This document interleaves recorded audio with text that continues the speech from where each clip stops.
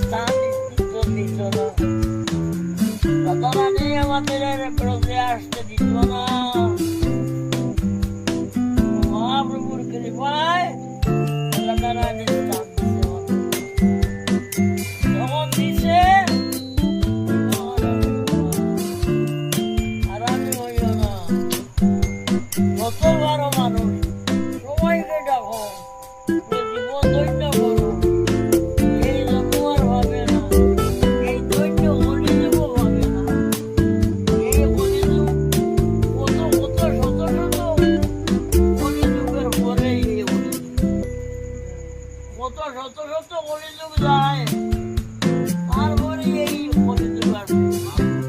মহাপ্রভু মহাপ্রভু ধন্য কলিযুগ, এটা ধন্য কলিযুগ। কলিযুগ ধন্য হয় না, কোনো কলিযুগ ধন্য নয়, একমাত্র এই মহাপ্রভু যুগ ধন্য কলিযুগ। তখন ভাইছো, যখন জীবন সফল করো, করো বড় উপকার।